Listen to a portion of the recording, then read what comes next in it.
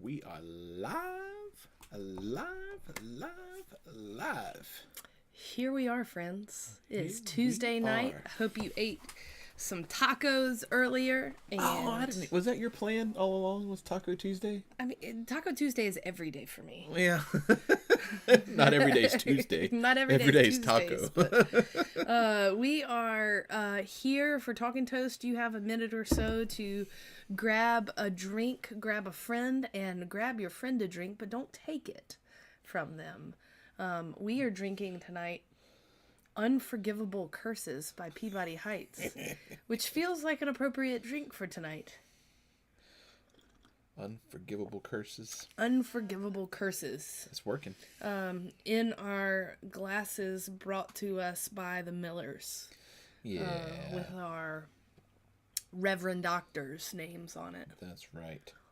That's right. I just shared it. If you would like to go share it on your platform of choice. I will go share it on my platform of choice. Thank you very much. I wasn't saying it to you, but if anybody would like to share it Well, on I'll their do that platform too. of choice. We checked the comments, and it's kind of cool. We're using this program called Restream. I'm going to geek out for a minute on tech stuff. We use this program called Restream, which allows us to put it on multiple services. So it's on YouTube, it's on Facebook. But the other really cool thing about it is all the chats from the Talking Toast page, from the Christian Temple page, and from YouTube all show up on one thing on our thing. So wherever you are, we would love for you to chime in, let us know where you're viewing from tonight, and or later on in the week if you want to. We check in and we see how our folks are doing and where they are doing. Yeah. Yeah. So yeah. How you doing tonight? What's the weather like where you are? I walked into a meeting today, and I walked into a meeting today. I went into work today. You'll notice my hair is washed. I put on pants today. It looks nice. All of that to say, I walked into a meeting today, and which was a totally delightful meeting. But at the beginning of the meeting, the person facilitating it said, I just have to say this. She said it just like this. She said, I just have to get this out of my body and say this out loud into this room. It's been a long week. And it's Tuesday. And it's Tuesday. And so I'm feeling that pretty hardcore today. It's been a long week this year. It's been a long year this week. It's been a long year this week. It's been a long whatever. It's been January 57th. Yes. And day of the new presidency? Yeah. I don't know, but I will say this. Tonight, every night, whenever we start off Talking Toast, we start it the same way. And so I was looking at my notes, and I was like, what is sustaining me? What is sustaining me? You had to do a little more thinking. I had to dig deep a little bit. Yeah. So, yeah. Well, dig deep with us, friends. What is sustaining you? That is the question that we ask every single night that we start Talking Toast off with. What is sustaining you? What is getting you by? You see the squirrel that just popped up? Sorry, we have the screensaver up on this big TV, and all of a sudden there's this like really close-up image of a squirrel in Large the snow. and in charge. Yeah. Let's see if I can. Anyway. Tell them about the Peregrine Falcon. It was an American Kestrel. Yep. So, anyway, I can't remember what we were talking about. Sharing our delights. All this squirrel. Literal. Literal squirrel. John is not watching basketball tonight. I'm Just glad. a squirrel. Just a gigantic popped squirrel. up. What is sustaining you? That's what we ask the question about. What is sustaining you? What is sustaining you? What is sustaining you? Our child listening to instructions. Not. That is. Oh no, that's not sustaining Not me because that's not sustaining. happening. No. Bill Harding said, "Getting up every morning to Sophie, if you This can't is do your this, last this is your last morning, babe. No one knows that. Bill Horning said, "Getting up every morning to find out what has happened overnight." Sounds That's like sustaining not you. sustaining you, Bill. just gonna put that out there. Yeah. Well, what is it? Oh, great. Yeah, I woke up this morning to my whole field of colleagues and job and everything just kind of up in the air. Stressed out. What's the not Temple Pilots, the Stone. What's the Stone name? Temple No. Pilots? No. It's the 21 Pilots. Now we're stressed out. Like Yeah. that song. Anyway, so yeah, what is sustaining you? What is getting you by? You asked me. Yeah. My answer is this delightful church project, and thinking about delights, and in this time, that digging deep, that's been a good thing. The delight for me today, I went to a funeral for most of the day, and Yeah. normally that wouldn't be something that was delightful. But hearing people talk about love in the way that they did today, someone made the reference, hurt people, which we've talked about before, but he also said, loved people love people. And there was something about that was just like delightful in the moment. They're like, yeah, that's right. So we need to make sure everybody knows that they are loved. So you are loved, friends. Yeah. What's sustaining you? You are loved. You are loved. Oh, good. Thank you. You're my friend. You're my best friend. Oh, good. I was looking there and you were loved. All right. I'll make sure I say that to you more looking in your eyes. Sounds good. You are loved. Sounds good. You're loved. It got weird. It did. I didn't know what else to do. I was trying to give something nice and you took it personally. All right. What is sustaining you? That's a good question.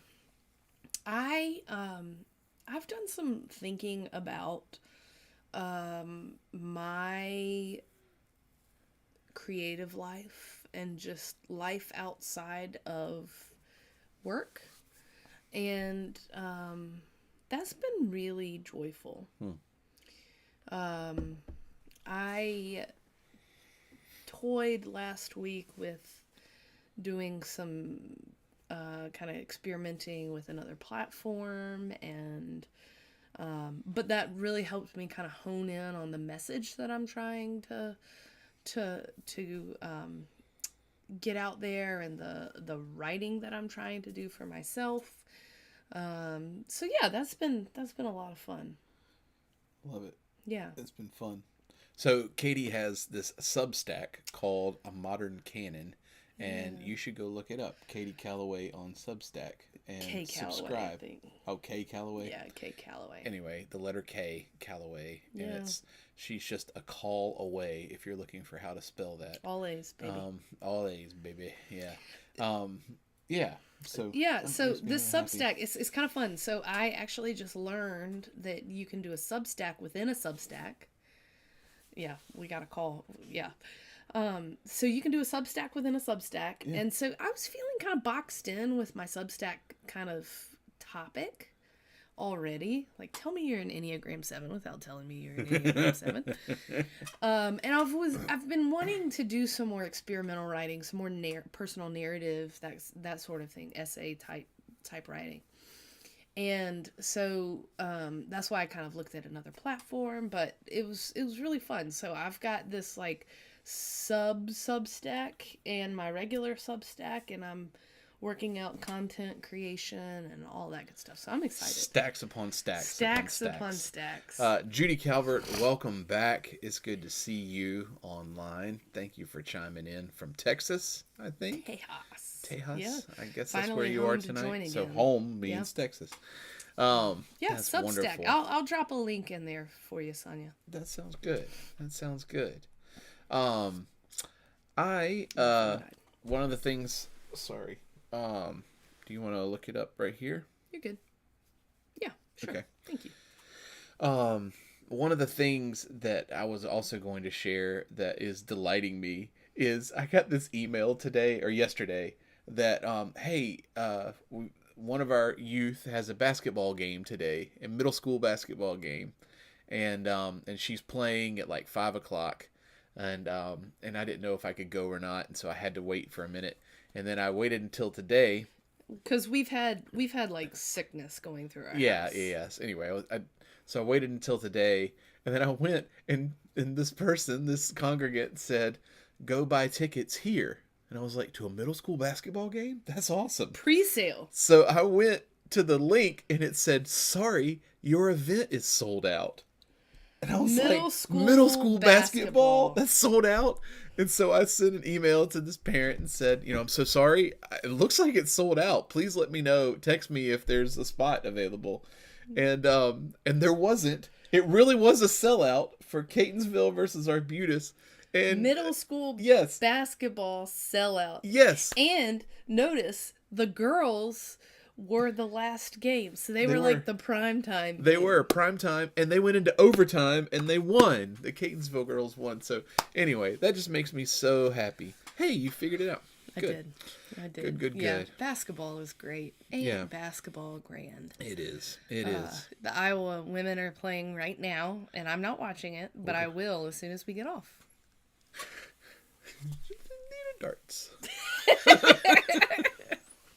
I'm picking up what you're throwing down. Well, good. So, the Delightful Church Project continues. So Not the dart throwing. Why don't you tell us about it? So why don't we talk? Let's just kind of review for a moment. Just review it. We are in an 8-week holy or whatever kind of experiment, and we are experimenting with the idea that perhaps if we pay more attention to what delights us, perhaps we will be grounded in a different way at the end of this experiment for the uncertainty that lays ahead and surrounds us. And so this is kind of providing the spiritual grounding, but also the almost like the tuning for our eyes and hearts and minds as we're trying to tune into the beautiful things around us and learn from the beautiful things around us. Using all of our senses. Right? Using all of our senses. So we are using, as our conversation partner, Ross Gay from Book of Delights and Book of More Delights. And it's just been a lot of fun. It's someone on his first Book of Delights said that the book was a joy explosion. And it really does feel like that. It feels like there's a lightness about it. There's a lightness about it that is also deeply resisting the heaviness of our moment in ways that are subversive, right? So the lightness is subversive and is challenging the status quo in some way. I love it. Well, speaking of subversive and challenging the status quo, Yeah. our scripture this week comes from the lectionary. It's Luke 4, verses 21 through 30. And I think I'm going to be preaching from the scripture again. Mm-hmm. And you know what? If you get to a point where you just want to do all the delightful church ones, that's okay. We had this conversation last week offline. And then I ended up, having to stay home with a sick child. And so you ended up doing both of them. Yeah. And so I'm going to do the scripture again this week. Mm-hmm. But the offer's there. If you decide that you want to do this, I get a lot of joy from doing the other. So anyway, so the scripture starting off, the first homily is from Luke 4, 21 through 30. And it's when Jesus is it picks up from last week when Jesus goes back to his hometown last Sunday, when Jesus goes back to his hometown and he reads from the scroll and he's saying all these wonderful things. And the people, like, at first were really, really amazed. Mm-hmm. and they said, "Is this the son of Joseph?" Now, I don't know what the tone was there, because eventually it became like, "Is this the son of Joseph?" And there was this like turn in it, and Jesus, in his own hometown, basically then tells two stories of different outsiders who received help or experienced God's affirmation, and basically said, "Yeah, this is what's happening. It's not for you right now." And all of a sudden, everybody is ticked off. God forbid Yeah. someone gets something that's not available to another person. Yeah. And that not Even if available they don't part, need it. it's the outsider. It's the outsider who gets this. Very interesting. And so, I mean, could that be political? Yes, absolutely, it could be political. Then and now. Yeah. Jesus in last week's text stood up and read from the scroll of Isaiah, proclaiming about how he was coming to set the oppressed free and to lift up the poor. Is that political? Yes. And that's, yeah. And that was talking about the work of Jesus, what he's come here to do. And so there's this like gradual shift. People are like, now you're stepping on our toes a little bit. And then I want to read these 3 verses because I just think they're kind of funny. The last one's funny. But it goes like this. Verse 28. When they heard this, all in the synagogue were filled with rage. They got up, drove him out of the town, and led him to the brow of the hill on which their town was built, so that they might hurl him off the cliff. But he passed through the midst of them and went on his way.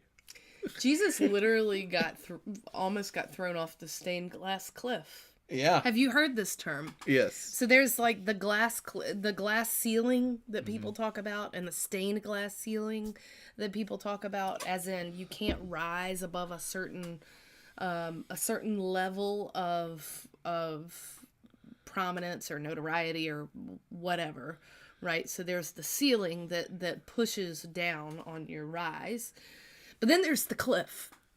And a lot of organizations and folks who evaluate organizations have looked at this in the last few years, that organizations that are in dire straits, that are one leader away from death, whether they be churches, nonprofits, businesses, etc., are more likely to hire women, in part because they can spend less money on their executive leader. But they're more likely, if the closer they are to death, they are more likely to hire a woman, which automatically sets her up for failure. So it's called the glass cliff, or the stained glass cliff, when it comes to church. Joanne said, sounds strangely familiar. It does. Yeah. It's a cliff I'm familiar with. Yeah. So, so Jesus goes back into his hometown and almost gets thrown off the cliff. Yeah, that mob mentality. Yeah. The fascinating thing, and Luke is full of details, great storyteller, but I love this, but he passed through the midst of them and went on his way. Like, how does this happen? So what I want to stay with that for a minute. Sure. I want to stay with that for a minute, because I think there's something really interesting going on here about recognition. That our rage, our anger gets stirred up so much by the crowd that the thing that we're angry at, we don't even recognize anymore. Yeah. Yeah. You know what I mean? So you think you're mad at one thing and it looks like this, but it's almost as if the crowd, the mob, creates a caricature of what they're actually angry about, so much so that the actual subject of their anger is unrecognizable and just walks right past. Yeah. Yeah. But I think that's human nature. Yeah. It is. And what's really dangerous is whenever you have people who take advantage of that. Yeah. And say things to stir the anger and work to tell a bunch of things, throw a bunch of things out there to see what kind of ends up sticking. Everybody's saying. Everybody is saying, but those things, it's not a sticky thing, because whenever you're out of the mob, whenever you're out of the group, and you get questioned about any of those things, it's often not recognizable to the person. The thing that they were just enraged about is not recognizable. Exactly what I just said. Yeah. Yeah. Yeah. Yeah. I was kind of shifting it a little bit toward today, but yeah.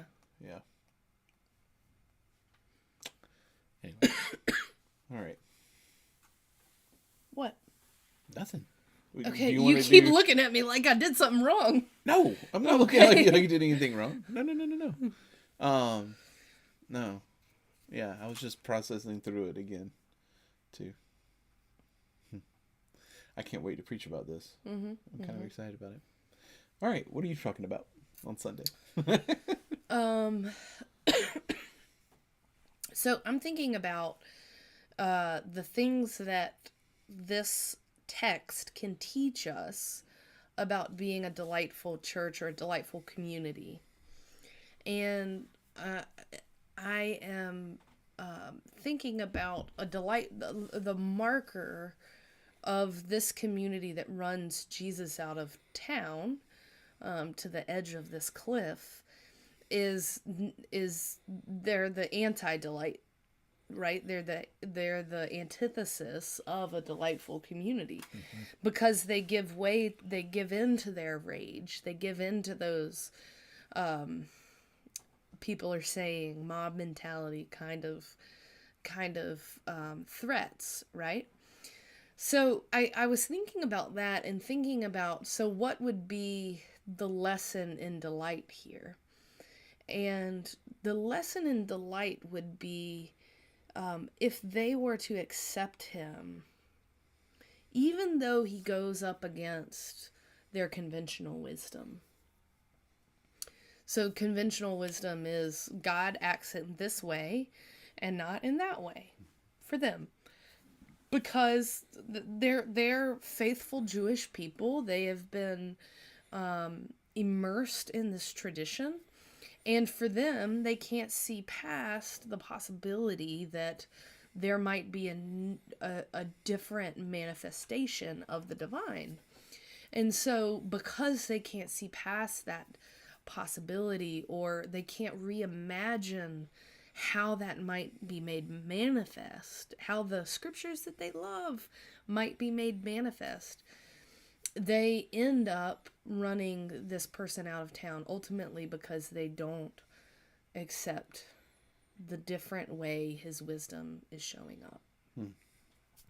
And so I think a marker of a delightful church is that they are willing to accept difference, not only accept difference, but learn from difference.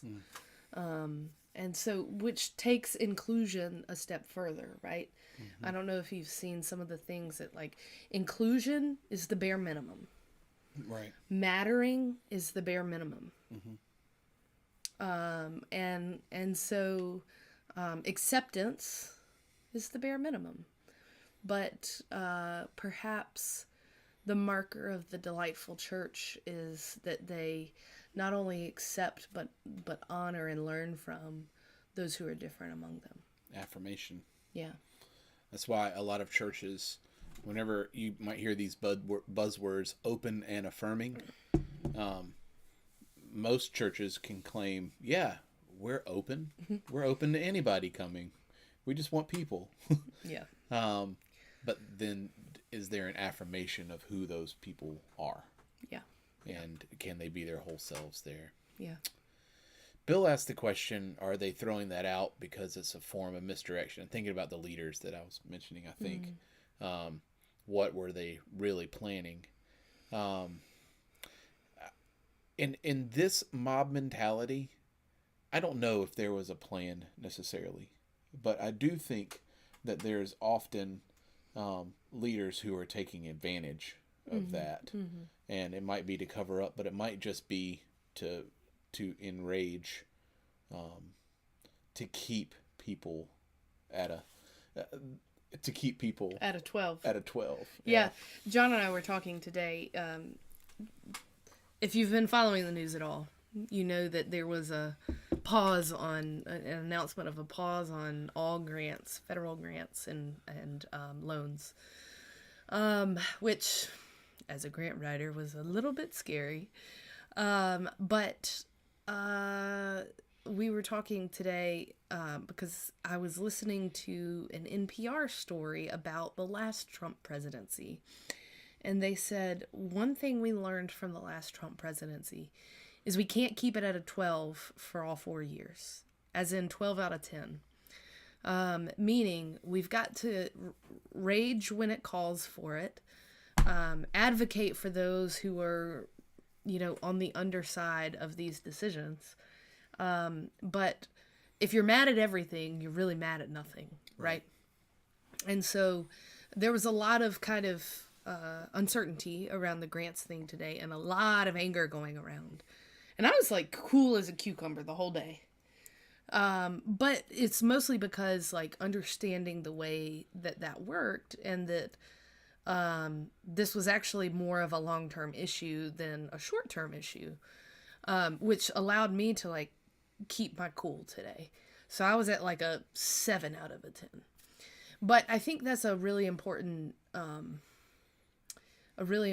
thing to remember, that as we are encountering challenging times and things that make us irate in some ways, being mad at all of that and resisting all of it is really going to create almost too much noise around it, so that when like the really bad stuff comes up, that is actually very urgent, that might not be heard. Yeah. A lot of noise in that. Today I heard from Church World Services that they've had to drastically cut down on all of the work that they're doing to help immigrants, and that they're going through furloughs, and they're trying to figure out, how they're getting through. I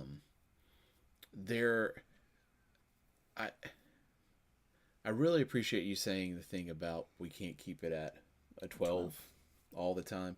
And that doesn't just go, yeah, that might be political now, but that's also personal, right? Yeah. Like that's whatever is going on in your world. And that's really what this Delightful Church thing is trying to do. It's trying to, you just said, drown out the noise.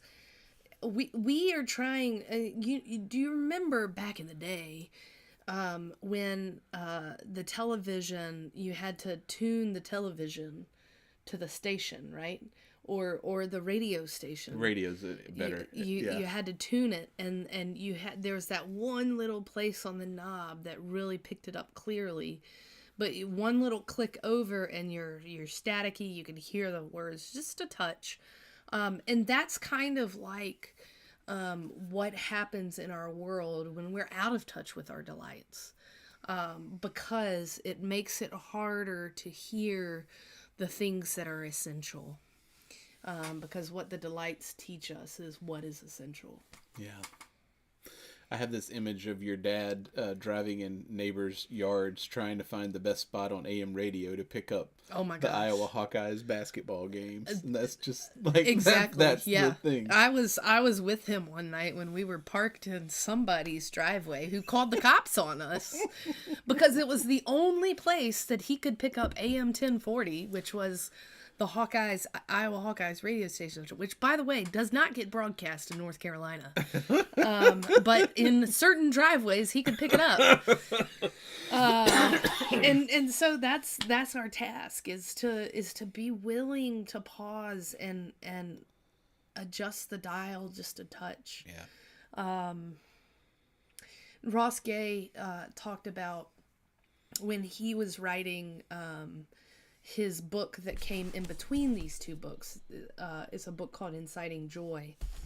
And he was talking about, and really there's a through line between all three, but he was talking about the people who would come up to him and say, what do you write about? And he had this like self-conscious kind of reflection there of like, do I tell him I write about joy? Do I tell him I write about delights? Because he must think that like my work means nothing in the world, you know, and it's just like happy-go-lucky kind of Pollyanna-ish. And he had to come to terms with his style of writing being perceived as writing about things that don't matter. But what he learned is that he needed to accept this difference in himself and affirm this difference in himself because it did matter. And so that's that. In that way, I wanted to kind of say that out loud because delight wraps us in the moment, and kind of protects us, shields us, I don't know, from the perceptions of others, in a way that like keeps us healthy. Mm-hmm.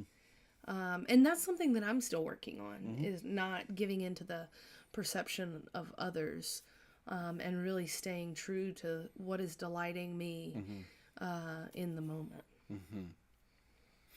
I think about the song title that I chose today, or the song lyrics. Have you ever heard Tom Petty's "Don't Come Around Here No More"? Well, I need to share it with you. But I in a did little dance to a Tom Petty song at my wedding. You did. You belong among the wildflowers. Our wedding, I suppose. The Tom Petty song that I chose tonight basically said the whole song it's not his best song, but it's, hey, don't come around here no more, and whatever you're looking for, you know, it's don't come around here no more. I think there's this, in my mind, that was the crowd like saying that to Jesus, in a way. But then there's also that the perceptions, all the things, all the noise, all the things. Sometimes you just got to stop and say like, hey, you know, don't come around here no more. Like I need some space. Rather than sending the person out, send the perceptions out. Yeah. Yeah. Deanna Choplin said, the thing that's bringing her joy is spending time with her mom and some graduation gift cards and feeling loved, the gifts that she picked out today. That's awesome. And Bill Harding said, the delights require that we recognize the moment and remain in the moment. Yeah, that's right. It's almost like the moment becomes a blanket that like shields us from the perceptions of others. Yeah. Whew. Well, we've done some good talking. We need to do some toasting. Yes, we do. How you feeling? I'm feeling good. Good. Go, friends, from here and wherever you are. And remember to remain in the moment, to wrap yourself in the blanket that is the moment, shedding